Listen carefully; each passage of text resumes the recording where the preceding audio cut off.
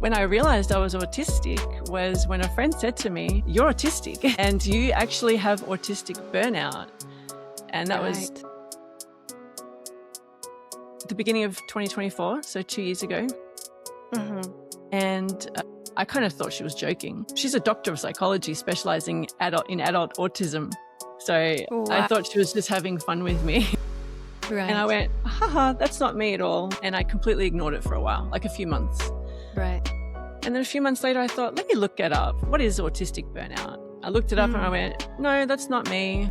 I don't have autism, so it doesn't count. And then after looking that up, I just started becoming aware. I hate bright lights. I hate bright sounds. Conversation, I can't maintain eye contact. I am very literal. I need order. I have rigid thinking. I have sensory issues. I always cut the tags out of my shirts since I was a kid. And I started thinking, oh my God, I have autism. And it wasn't a bad realization. It was like, oh my God, this explains everything about my whole life. And it was actually an epiphany. It was the greatest epiphany of my life.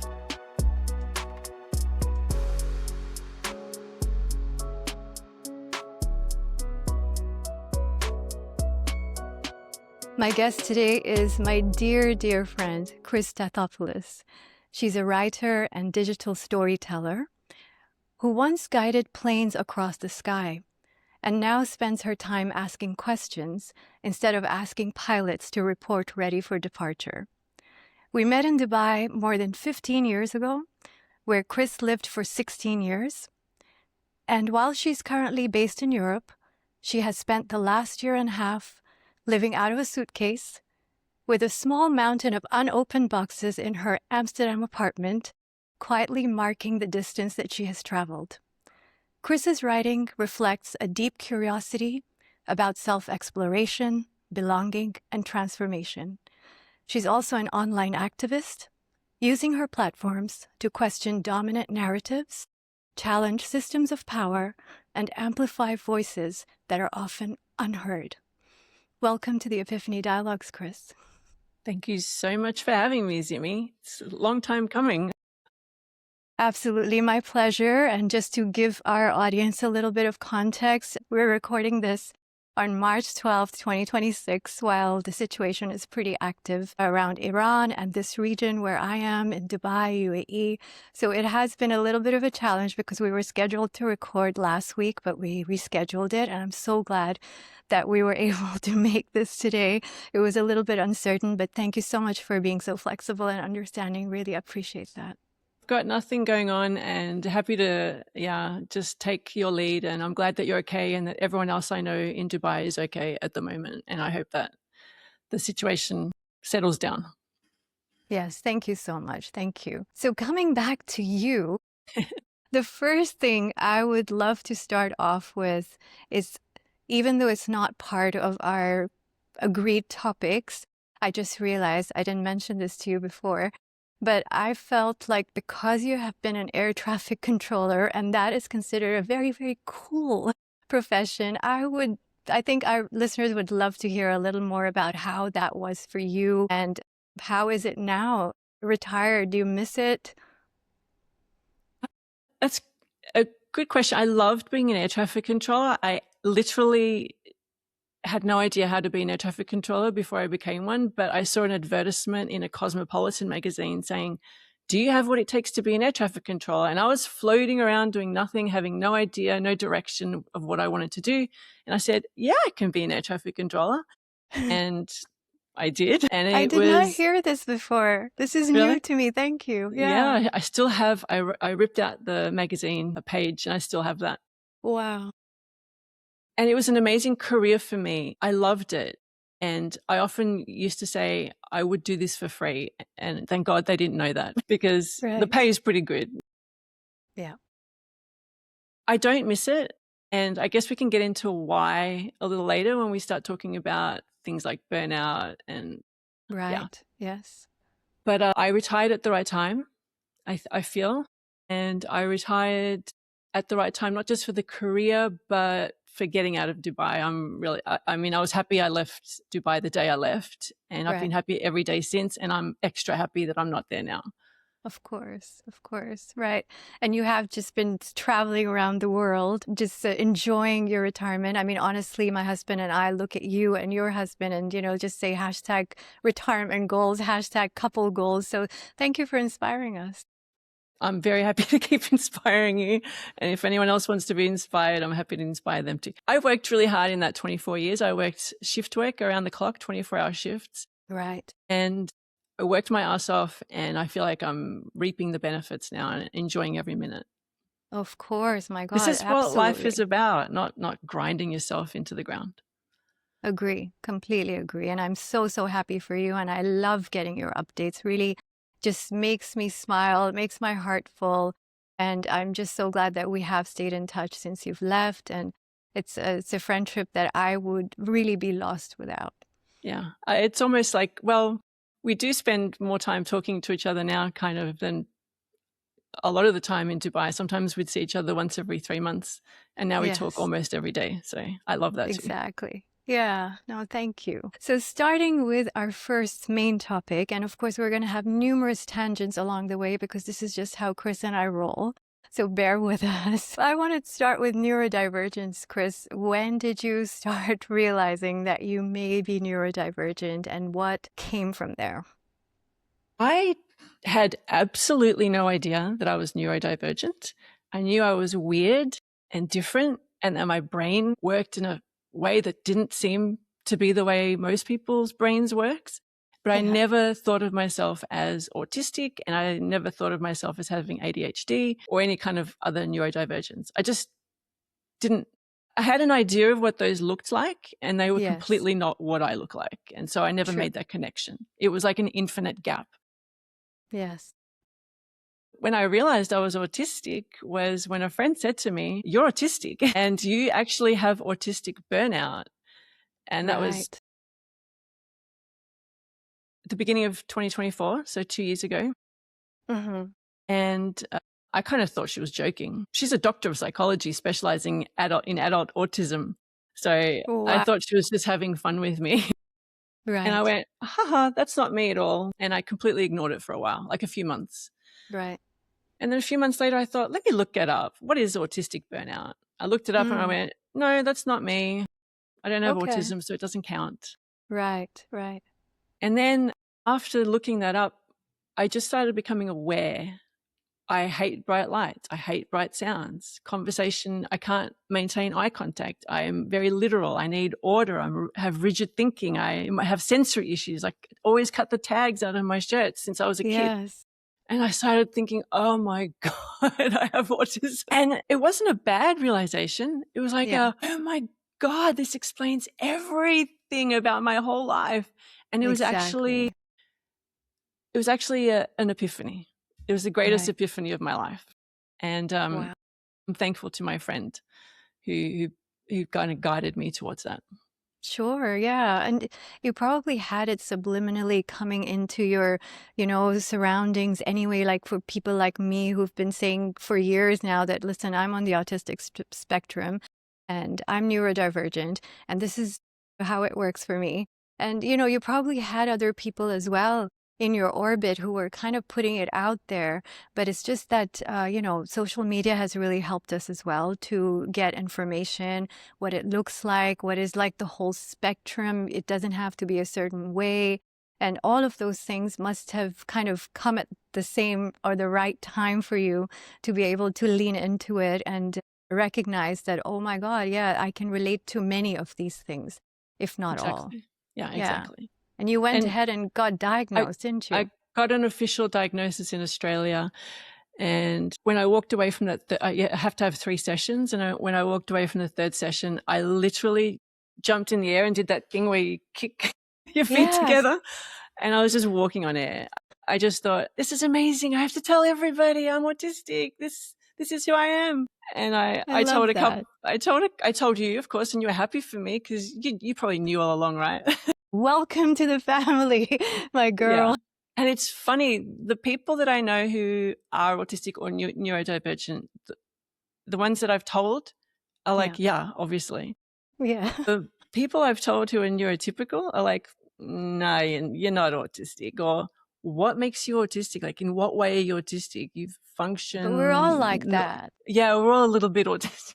Yes. And they don't get it. And they kind of put me on a bit of a downer about it. And I stopped telling people, but I'm ready to tell people because guess what? Yes. I'm on the internet telling people.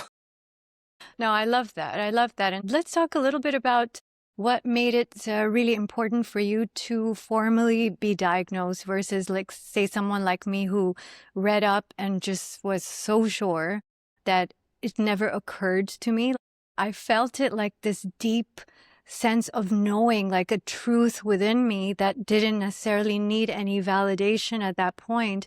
And because obviously I think you also discovered this in your 50s. I discovered it in my 40s. And I think we have, kind of accustomed and adapted and built our routines and, our systems in a way that were working for us. So for me, it was like, okay, I don't need a diagnosis. I can feel this in my bones. It's just really, like you said, what a relief to actually know that, okay, this is what it is. It's nice to know that it's just my brain is wired differently. It works differently, but that's fine. And I started mentioning it here and there because at that time, like say 10 years ago, it wasn't still being talked about very much. But I was just like, I used to anyway say, yeah, I'm a little weird. I'm a weirdo. I'm awkward. This is just me. And so I started adding that into it. Yeah, I'm on the autism spectrum. I'm a little weird. It's cool. I knew by then that people who accept me and actually love me for what I am, but others will always have a little bit of a hesitation or a little bit of a doubtful look about me, and that's okay. So tell me, what really made you feel like you had to get diagnosed? Because I didn't have that sense that you did, that you were different in a way that was related to neurodivergence. I didn't know anything about it. And so there was a complete disconnect. Right. So Sure. when I started thinking, maybe I am, that wasn't enough for me to say, yes, I am. Right. Because I hadn't lived with it for that long. So I thought, let me go and get a diagnosis. And it was like a professional telling me. And, one of the traits of autism is, black and white thinking and also authority. Yes. And so being told that someone else telling me validates it, which sure. What I think is that they're equally valid, being officially diagnosed and self-diagnosed. Absolutely, and that of course. One's not better or superior to the other, because if you feel you have autism, the chances are that you probably do. Yes. Like, I don't know any neurotypical people that think, am I autistic? It just doesn't ever occur to them. Yeah. So. Yeah, no, absolutely. Of course. No better or worse or sooner or later or whatever it might be. It just depends on how you feel about it and how it makes you feel.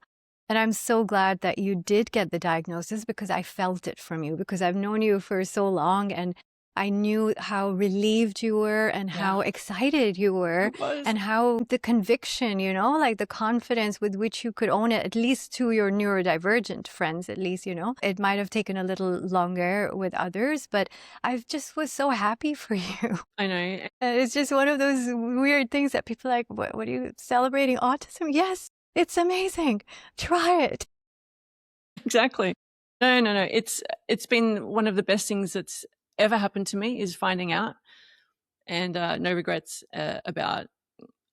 I've got no regrets about not knowing earlier. I struggled, but that struggle made me who I am now, and I'm happy with who I am. True.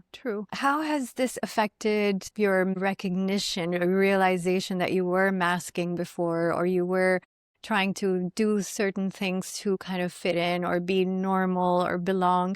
How has that played out over the past year? I've always done that. I've always hidden my true self because it's been deemed unacceptable, unlikable, unpopular. I was a weird kid. I was bullied. And for being weird and for having different interests and speaking about different things, and you just learn to hide that. And so there's different levels of masking depending on how close you are to me. You might see more of the real me. Yeah. David sees the most, my husband sees the most real me, but even he doesn't see 100% of the real me. And sometimes even I don't know what the real me is. I've masked for so long that I've convinced myself I like this or I have this opinion about that. And it's not actually true. And that's what I'm realizing about unmasking is that I need to figure out who I am. And that's, I think, going to be a lifetime process. But does it feel like a kind of a weight or hard, difficult for you to kind of figure that out or have it in the back of your mind? Or are you allowing it to kind of come naturally as it will? I am allowing myself to unmask naturally at the moment, but I think I'm going to have to do a lot more work because this is just surface level stuff. There's such deep masking that I don't know how to turn it off. Right, right. But I'm sorry, go ahead. No, I just wanted to check if you have in the past year taken any steps that show you that you can ask for what you want or how you want things, or I don't know, leave places when your social battery runs out, or is it still a work in progress? This is something I have a lot of trouble with because my love language is spending time with people that want me to spend time with them.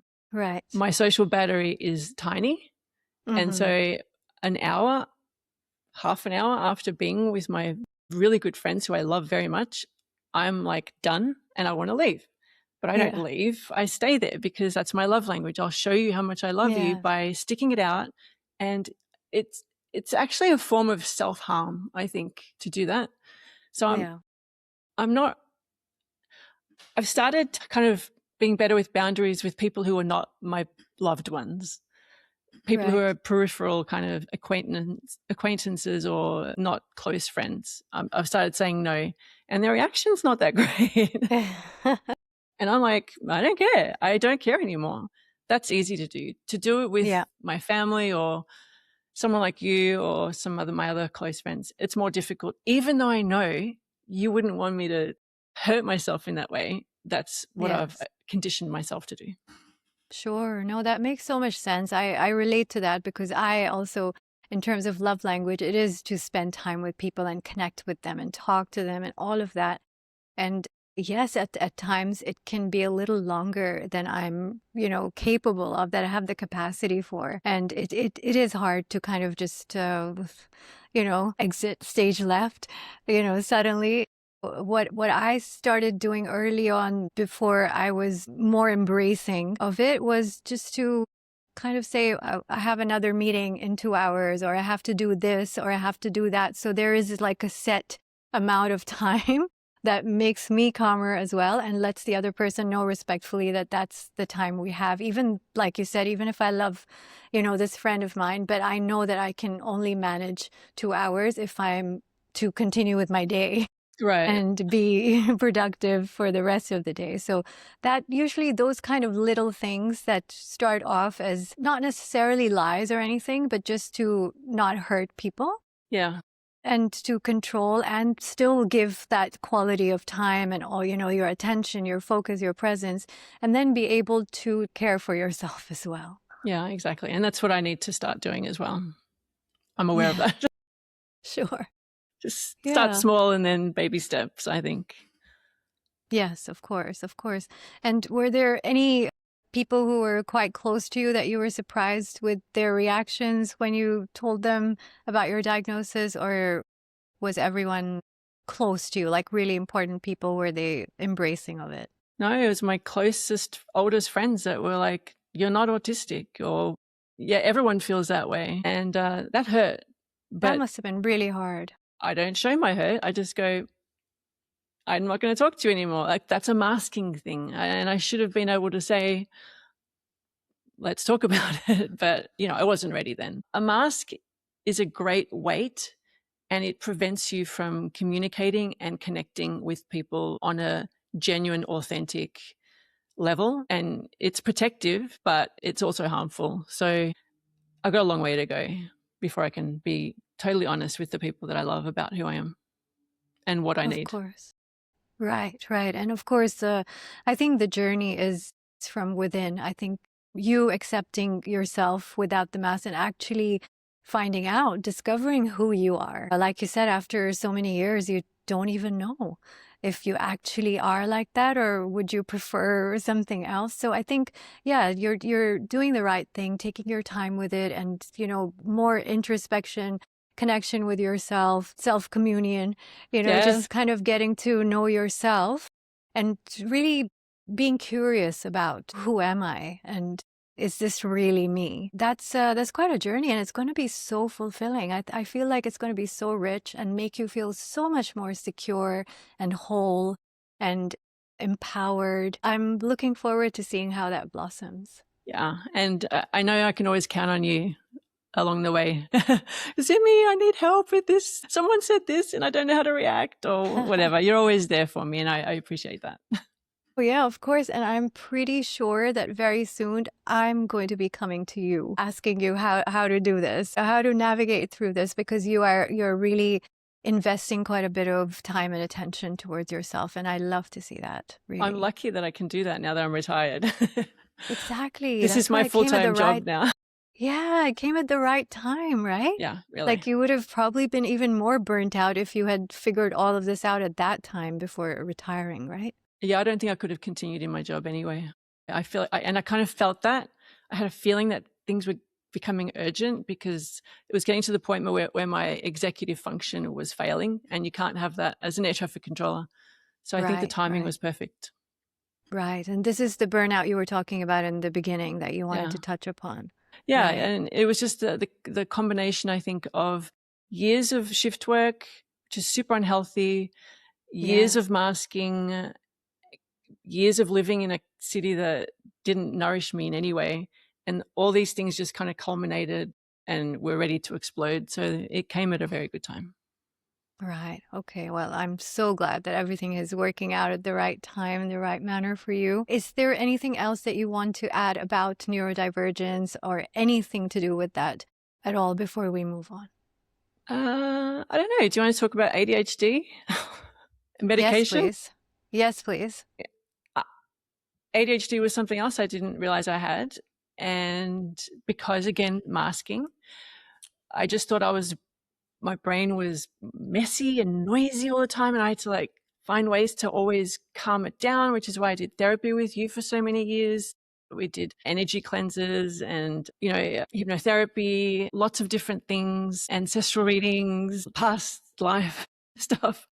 Yeah. And it was always to try and get the noise to calm down. And it always helped a little, but the noise was always there. Sure. And I just thought that was me. I just thought, I'm slightly broken in some way. This is okay. You just live with it. You just normalize it. So after getting the autism diagnosis, I just started reading more into neurodivergence and reading about ADHD and how they're very often combined or together. Yes. And I thought, I don't think I have ADHD, but let me test for it. And I tested positive for it. And then I went to get a psychiatrist, like an official diagnosis. And she said, yes, you have ADHD, both types, the attention deficit and the hyperactivity. And the hyperactivity doesn't mean I run around like a little kid who's a brat. It means that my brain is hyperactive all the time. Right. It just doesn't stop. And so I've been on medication for it for a couple of months, and it's life-changing. So if anyone feels like they may have ADHD, just go get tested. Or you don't have to do the official one. Do some tests online. They're all online. The official tests are online. Just get an idea. And I'm not here to advocate that people take medication, but if you have this disorder, medication changes your life. And so my life has changed since, and I'm still in the titration phase of medication where I'm trying to figure out the exact timing and exact dosage of what I need. But life-changing, that's the only way I can put it. Wow. And then, combined with therapy, which is something that I'm obviously still haven't done yet, but need to look into, because combined, that is like the gold standard of treatment for ADHD. Sure, yes. And I'm so glad the medication is helping you. Can you describe how it feels like to the two different types of brains? Sure.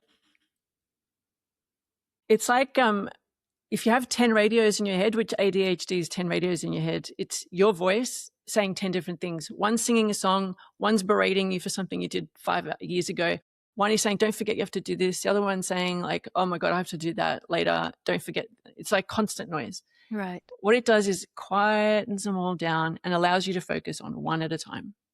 So I can now, and it's just like a sense of calm and serenity. And the first time I took it, I don't know if you've seen that Bradley Cooper film, Limitless, where his brain is all the calculations. That's what it feels like. You can focus on something. And instead of walking past something that I've needed to do for 3 weeks, it's just sitting there.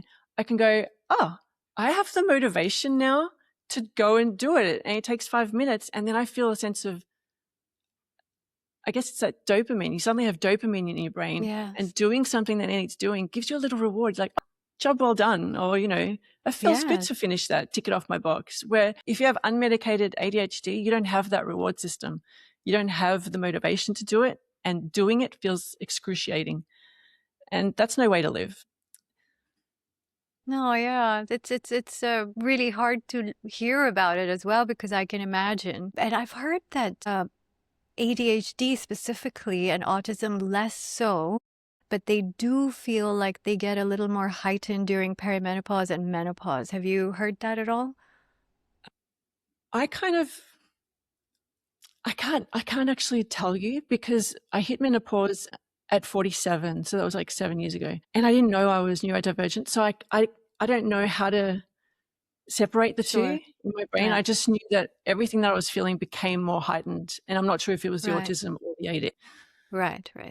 Okay. Yeah, fair enough. This is what I've been reading, researches and things like that, that apparently it does get heightened. And a lot of women get diagnosed during this midlife time. It's very interesting to note, because I think, noticed that at least in terms of me, and the autism symptoms have definitely become heightened, in the sense that whatever little masking or whatever little routines that I had, which were standard for the world, kind of fell away around COVID time, right? The lockdown, it just freed us all of everything. So I thought that because of that, I got more into my comfort zone and that. So of course, it could be that as well.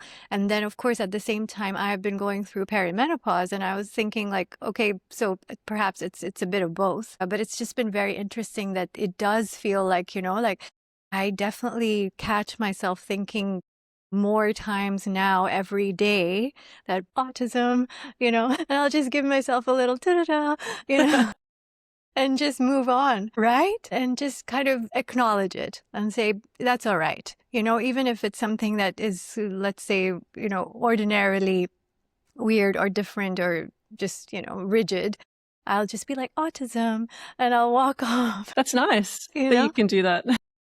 It is. And it does help that I feel like, to a great extent, my husband is also neurodivergent, completely undiagnosed. I wouldn't even dare to say what it might be. He might be on the autism spectrum himself, but much more high functioning than I am. And I feel like being around me is kind of enabling him as well to kind of come out with his, Let him unmask.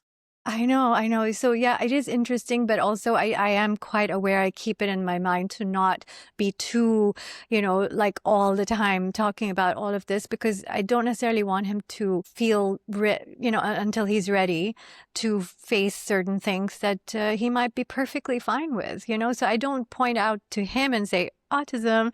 I think it in my head, and I'm just like, oh my God, he's just like me, It's funny. I do that with David. I'm like, autism, I do the same thing. Like something that in the past I would have thought, oh man, that sucks. Now I just go, I'm autistic. Yeah. And, I think initially he thought I was just making excuses. Like I can get away with bad behavior. I'm like, nah, I promise you, I'm not trying to make excuses. This is actually, a legitimate reason I'm doing this. Yes, exactly. But this was amazing. I'm so glad that we talked about it, because even though a couple of our guests in the past episodes have touched upon neurodivergence, and a couple of them have shared the experiences of ADHD, which, I mean, let's face it, most of our guests have mentioned it because they're the coolest people to talk to, right? I mean, that's not even surprising. But thank you for coming up here and for us to have this in-depth conversation a little bit, and perhaps to encourage people to see if you're feeling uncomfortable, if you're feeling distressed in your daily routines, daily relationships, interactions, if anything feels like, okay, maybe delve a little deeper. It doesn't hurt. It's not bad news. It's not a disease. It's not an ailment. It's just sometimes it helps to actually know, because then there are a lot more people, a lot more, experts out there now with free advice to how to manage, how to regulate, how to function better while taking care of yourself as well. Right? Absolutely, 100%. And I think that talking about it is important.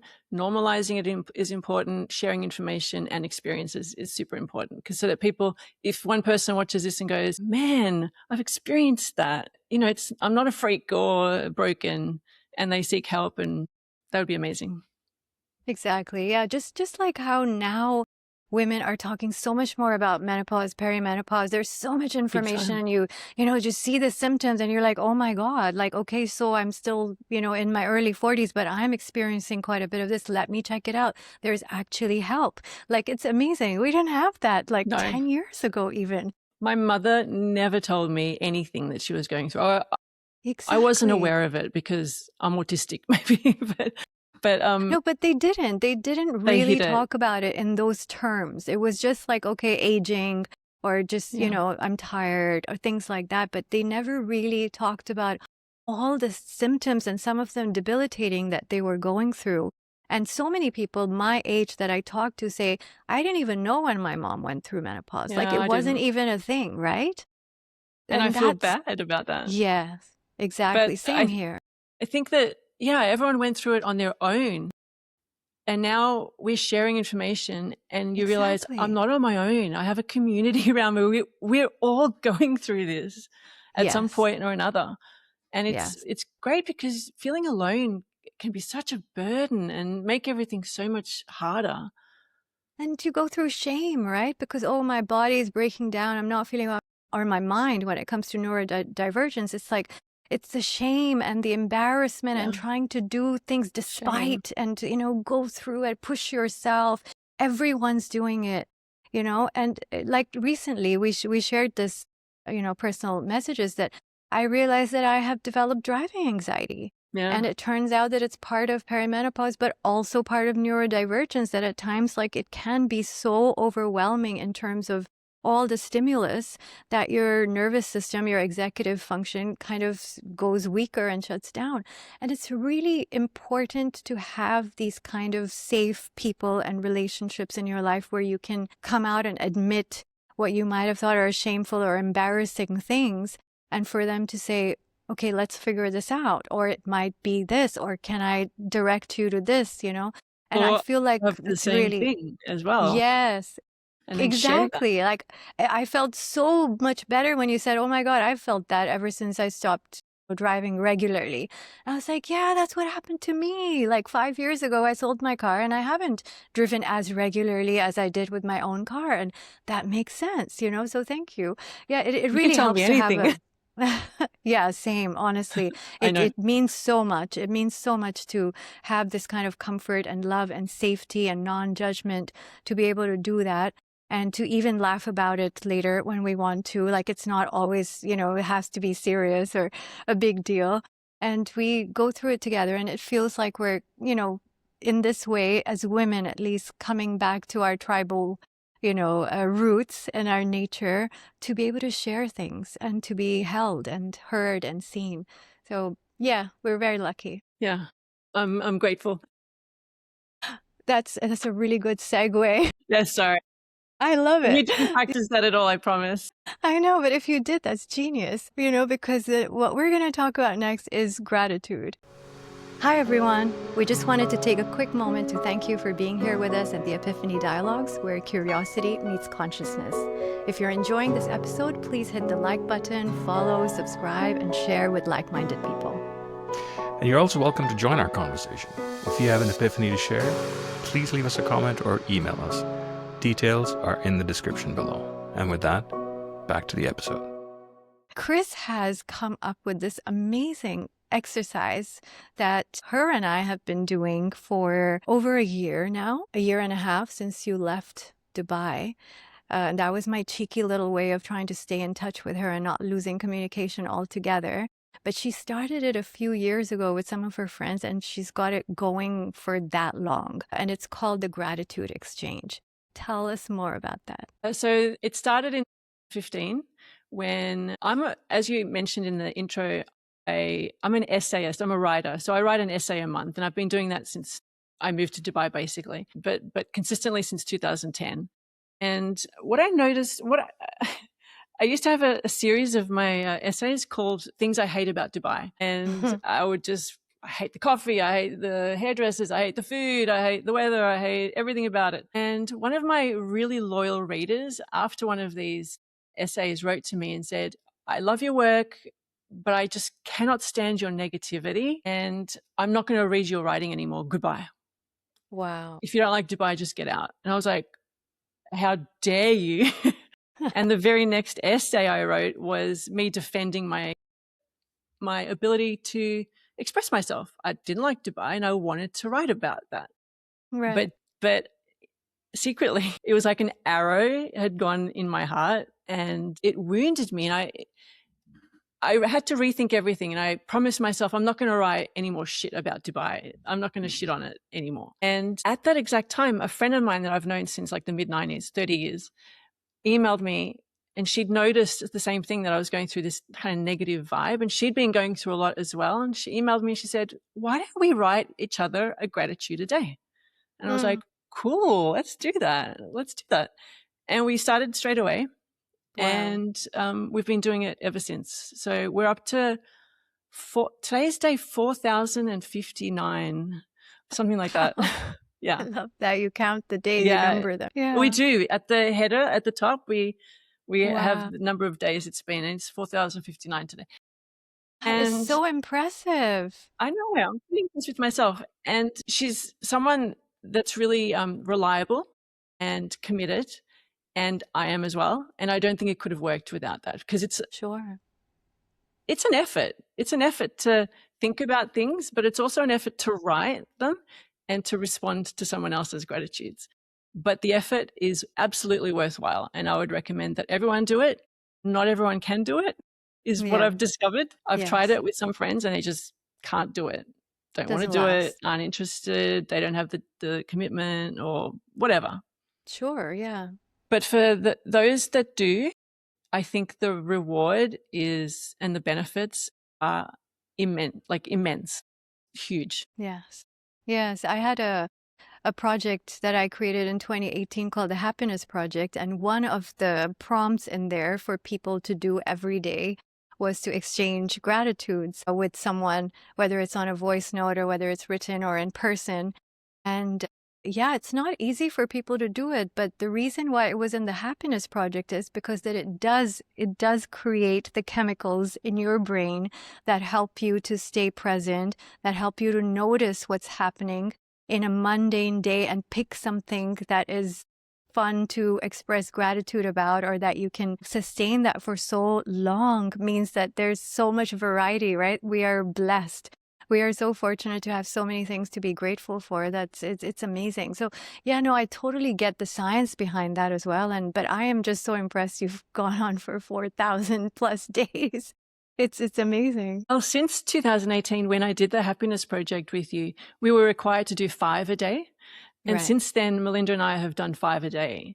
And so with you and with the other people that I do it with on text, I just choose one of those, and I kind of like share it with you.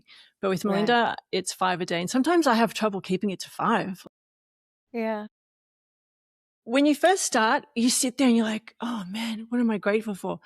And then you might think of something kind of broad, like my house. Yeah.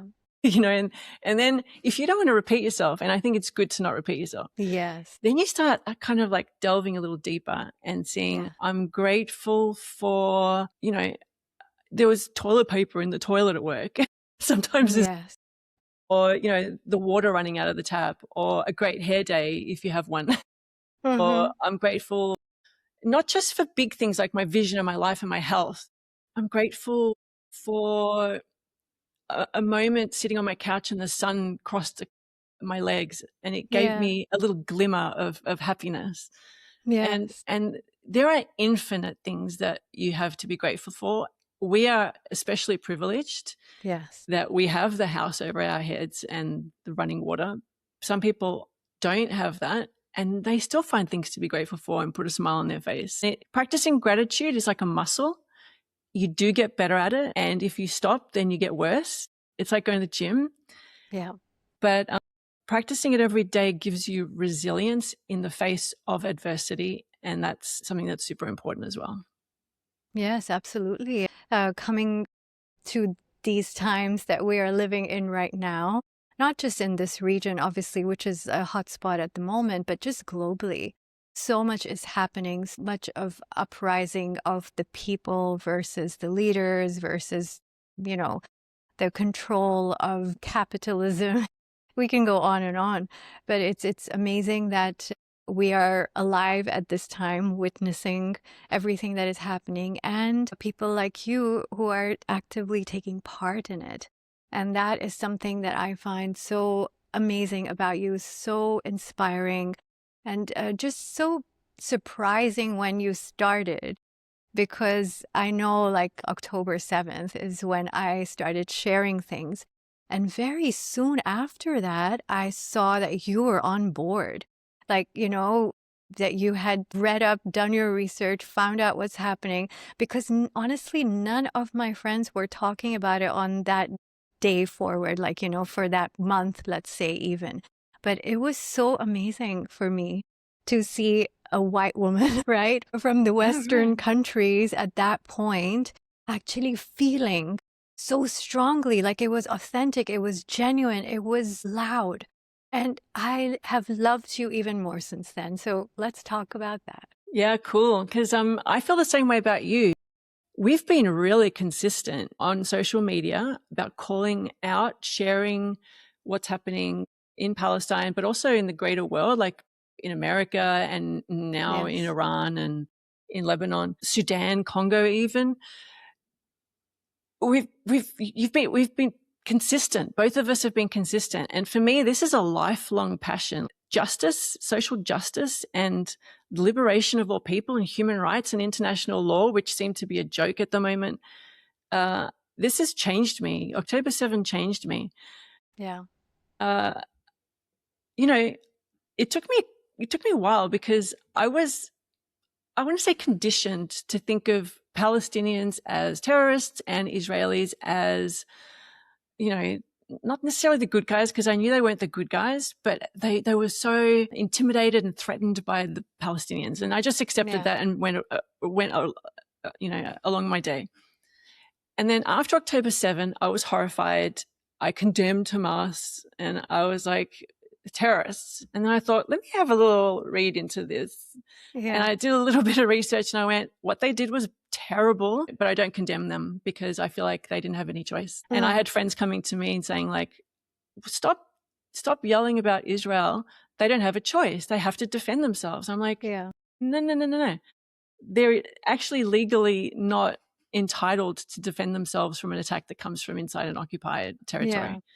So people don't know that. They still don't know that. It's very frustrating. So I sometimes feel like I'm screaming into the void, but I'm not going to stop.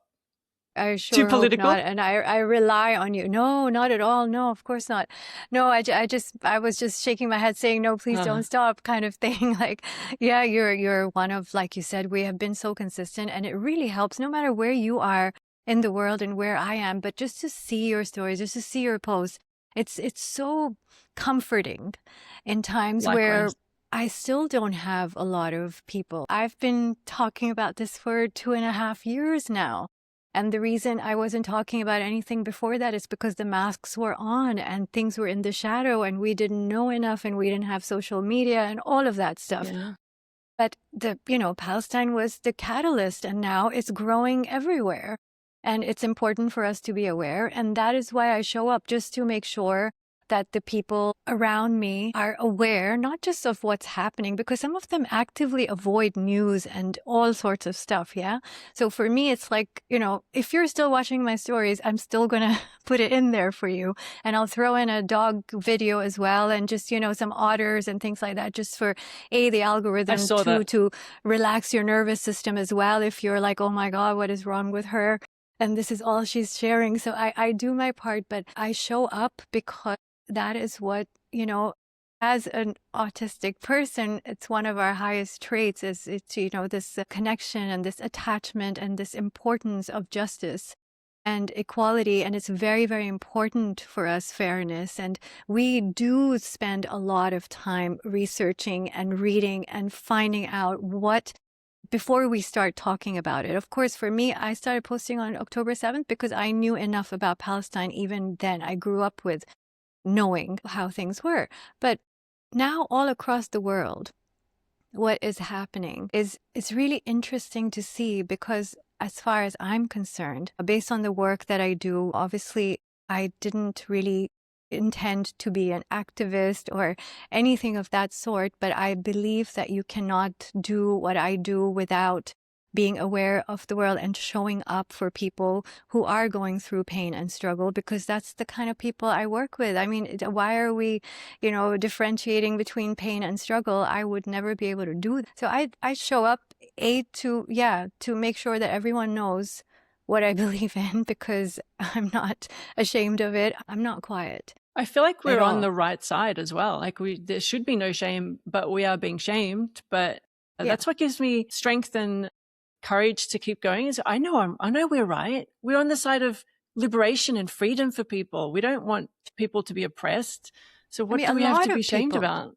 Yeah, a lot of people do agree silently that this is the right side, but the silence is very important for them for safety, and that's perfectly fine. It's valid, it's fair, whatever it is that you're doing, and you don't necessarily have to be putting it on social media.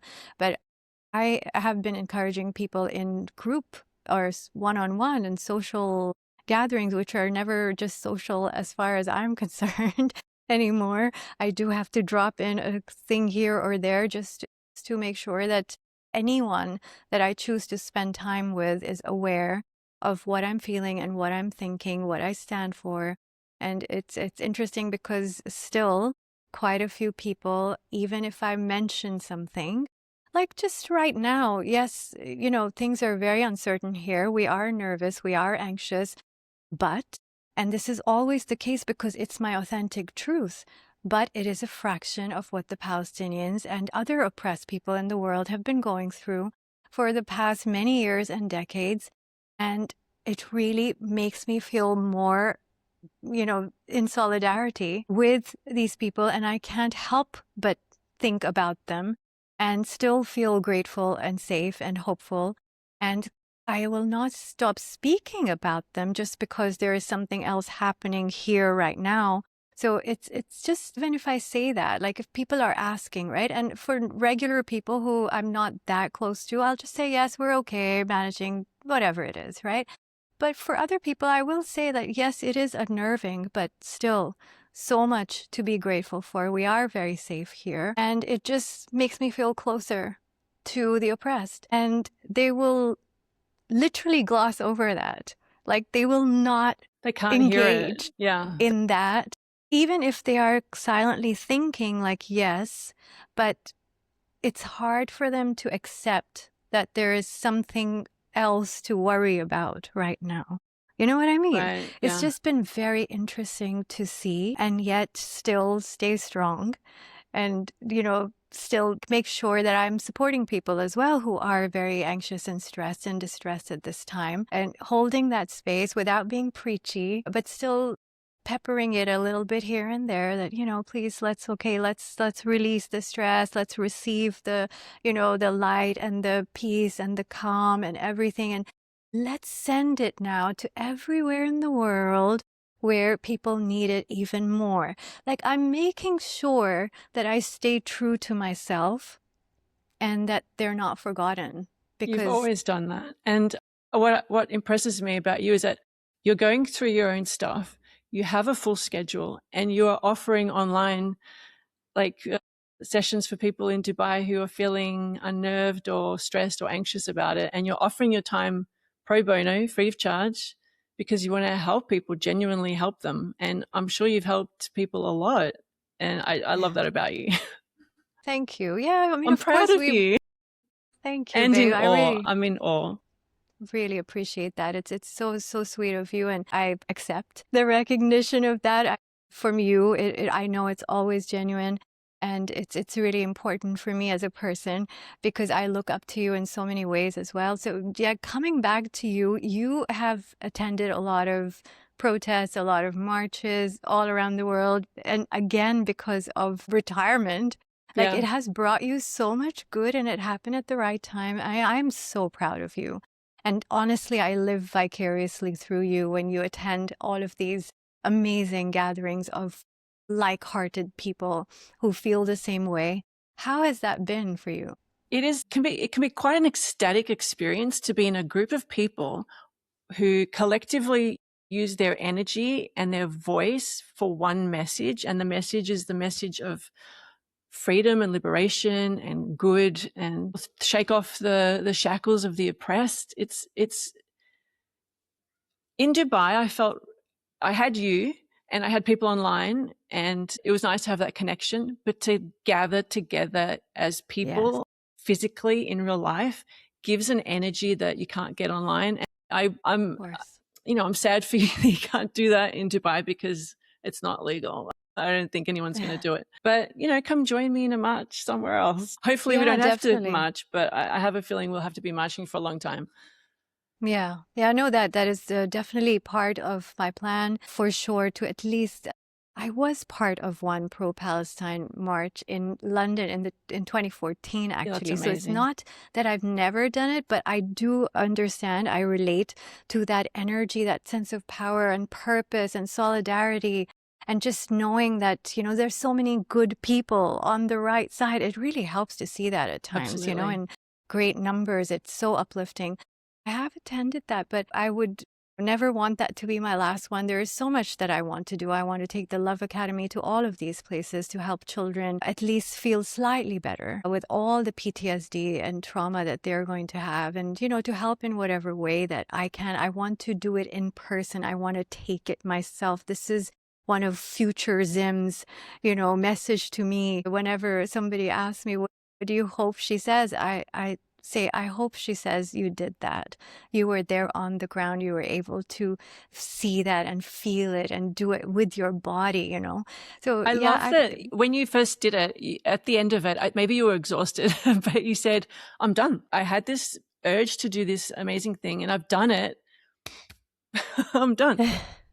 But after a little while, I think that you felt there was more to do. And I think there's always going to be more to do. And if you go out there and do it in person, I think that would be incredibly rewarding and satisfying. And let me know if you do. I'd love to join you. Of course. You'll be one of the first people who comes to mind for, who I'd want to join me for that. And I will need it, of course. Yeah, no, I mean, when I said I was done in terms of promoting and, like marketing, all of that kind of stuff, because that's just not what I do, even though I was in advertising in my previous life. But yeah, I just felt like it will take a life of its own. It will flow by itself. I don't want to do so much and like marketing, and it's not that kind. It's not, I'm not selling anything. No. So I'm not going to sell it, But yeah, I knew that it will, and I know that it will be used for good, for the benefit of children. Hopefully, I wish they didn't need it. Honestly, I wish that this was not happening anywhere in the world, but at least we might be able to give them a little bit more of support and emotional comfort through it. I want to ask you how this sense of activism and advocating for the oppressed, for people who don't have a voice, how has that perhaps made you find something within yourself which you didn't know you had, given you some kind of a sense of purpose, perhaps? Yeah, my whole world cracked open on October 7, and the cracking was like a shell, and the shell has slowly kind of come off the world and my worldview. And yes, it changed something in me from someone who believed everything they were told, did what they were told, believed this rigid kind of what's turned out to be lies. Like, the government is good. We have democracies. Freedom of speech is a thing. Human rights are a thing. We're all equal. There is no racism. The IMF is actually trying to help poor countries. Yes. No, none of this is true. This is all lies that we've been fed from birth, basically. Israel is a good guy. No, they're not. Israel's horrific. Israel is a terrorist state full of terrorists. And I don't mind saying that because I believe in it. And of course, there are exceptions. There are nice Israelis too, I'm sure. I just don't know any. So, right. That Palestinians are the terrorists, even children, and so they deserve to be bombed and killed in their refugee tents. This is a lie that woke something up in me that I think may have always been there, but which had never been expressed. And, it all happens together. COVID, my mother died, I got perimenopause, I stopped my job, I was burnt out, I got autism diagnosis, ADHD. Everything that's happening to me gives me more power and more assuredness that what I'm doing may not be important, but I'm not sitting on my ass doing nothing. And if I die today, I feel okay. I've spoken out against what I think is evil. I've marched against it. I've written about it. I've read books about it. I'm doing a podcast about it now. I'm not afraid anymore. If they want to jail me, at this point, I don't actually have anything to lose. I don't have kids. My husband might be upset. I'd probably be upset, but I'm prepared to do it because it's the right thing to do. And I think the world is going in a very dangerous direction with the free speech being demonized. We can't say anything because, people have decided that it's racist or prejudiced or bigoted. And saying from the river to the sea is not anti-Semitic. It means from the river to the sea, Palestinians should be free because they're not free, and they should be. That's my stance. And I have a lot of anger about it as well. So, yes, I did want to talk about the rage and how it is appropriate and it is necessary. I think so. Right now, as a catalyst to create change. And you have been one of the biggest icons in my vicinity, like in my little orbit, who has really made sure to express that anger, that outrage, and hold. I'm furious. I'm furious that Epstein, like, children are being sacrificed and raped, children. Yes. And what are we all doing about if you're not angry about that, why aren't you angry about it? Like, I think there's one thing to protect your central nervous system, but there's another thing to just turn your head and to say, no, I can't look at that. And I know it's hard and not everyone's on the same journey, but I'm angry because I know the truth, and I use that to fuel me. Yeah.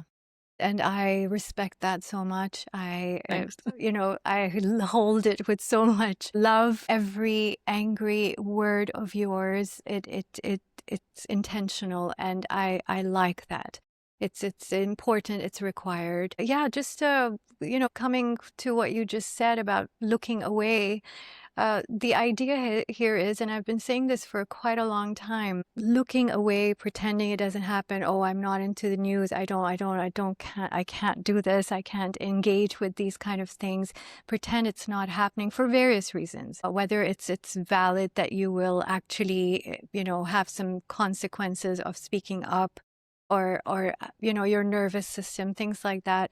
But I've been saying this for a while, that you're not separate. We are all one, right? And we've been saying we are not free until we're all free. But what that means actually is that you can't really look away, because it'll just come closer, because it's supposed to actually all catalyze us into remembering that we're not separate, that we are one. I've been saying it with so much love, like trying to keep putting in, like, the more you turn your back or stay silent or don't show up in whatever way you can, it will come into your life. It can come through work politics, toxic environments, family dynamics, horrible kind of interactions and relationships. some issues within yourself that don't go away. Like, it doesn't have to be war. No. But it is. It will end up that way. It is getting there. But it's like, it's because it's so loud, because we are trying so hard to ignore it. Yeah. I don't think it would have gotten to this point if people had just started really acknowledging and understanding that, oh, this is not people like a million miles away and this could never happen. I mean, it is, different ways it's happening in different countries. We are getting a taste of it, and I'm so sorry. It's like, not that I wish bad upon anyone, no, not at all. but it's going to come so close that you're not going to be able to ignore it. And the idea here is, it's like, not like, life or the divine, or if you believe in anything, or even just the astrological paths that are happening right now that are so on point. And I don't want to go into that tangent, but you have another hour? This was predicted. But it was also dependent on how much we have evolved as a collective humanity to how it actually plays out. Like, all the things are set in place, but it doesn't have to happen this way. If you would, just wake the F up and try to like really look at what is happening. What is my role if you have chosen to be in a body on this planet at this time, 3D experience?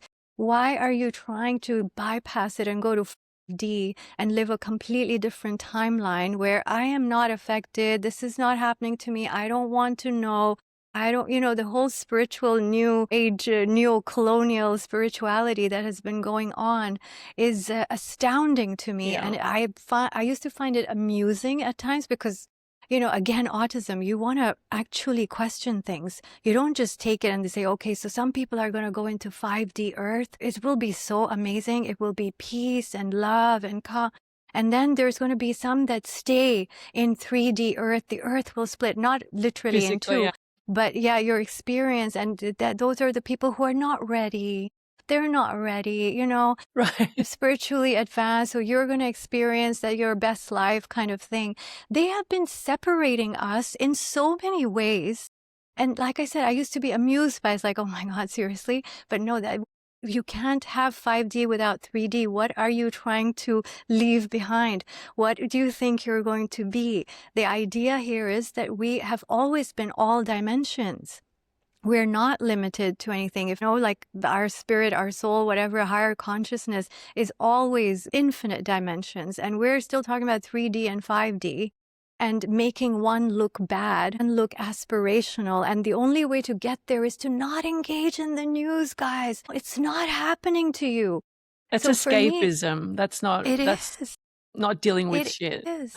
Absolutely it is. And I've been putting it out there, perhaps not as loudly, but even if I was, people were not going to really, really understand, because some things you just actually have to experience yourself in order to go through it. But it's a shame. I feel like I'm really disappointed right now, because I honestly thought that we have evolved enough and that it wouldn't come to this. And whatever else is about to come this year in everywhere around the world, really, just I wish people had paid attention to what was being said and what was being shown and predicted, at least, let's say, 2 years ago, if not earlier. Yeah. I'm disappointed as well, not just as a therapist and a person, but as a person. So you have that extra level. But I'm disappointed in humanity. And I still have hope. If you don't have hope, what do you have? It's all over. I have hope because humanity at its core is good. There is goodness. But then you look at people like Trump and Netanyahu and IDF soldiers that shoot children in the head, and you go, well, that's humanity as well. It's not the good side of it, but it still exists in us. And we've been doing this time from the beginning, of humanity. But there's still hope because there's goodness. And as long as there's goodness, don't give up. Don't give up. Absolutely. Absolutely. I mean, the whole idea of even bringing this up right now in this conversation is because we have hope, we have faith. We are still trying to get people to recognize and realize, from my perspective, let's say the spiritual idea of it, of what we are actually being invited to do, and from your perspective, to educate people, to keep staying in their face so that they can have some kind of a pause and to recognize that, okay, maybe there's something that I'm missing here. So no, of course, faith and trust. And we know that this is bringing about a huge shift in the favor of the common people. But it's just sad that it has had to take this route to get to there. But we are going to stand firm, and we're going to stay strong, and we are going to do everything that we can as all of the people who are really advocating and doing everything that they can to support everyone to come to the 5D rather than just the chosen few. No, I'm not going to stop. If Palestine's free tomorrow, I'm still not stopping. It's going to be a life work, because there's a lot of people that need our help and our support and our assistance in amplifying their voices and what they're going through. Absolutely. Thank you so much. I love that about you, and I just love you anyway. This conversation was amazing. Thank you. There's just one question at the end that we ask all of our guests. What is it? Well, you have right now only listened to season 1, so you may not even be aware that this question is different, which is like, hey. Look at that. You've just like plot twist. Right? So the question for season 2 is, imagine your most happiest, fulfilled, actualized future self. And imagine her being able to send you a message right now or speak to you. Tell me what you hope she says to you. See, I prepared for the other question. I think you could probably flip it. You could probably use it. It doesn't work. No. But anyway, so my most, you know what? If she's my most actualized, fulfilled, best version of myself in the future, she's going to just say, you did good, and just keep going with what you're doing. I'm not going to second guess myself. I'm not going to try and, that's what she's going to say. You did good. Keep going. You're on the right track. Yes, I would say that too. If my future self was giving you a message, no, absolutely. I think you are, and you're making such good use of your freedom, of your time, of everything that is available to you to be here and show up. And so much gratitude for that. Thank you so much for sharing all your insights and your wisdom and your amazing epiphanies, and for being so courageous and brave. Thank you. Thank you, Zimmy, for having me and for giving me the time to talk about myself, which I just love to do. But it was nice to share. That's why we're friends. Yeah, I used to pay you to talk to you. Now I get to do it for free.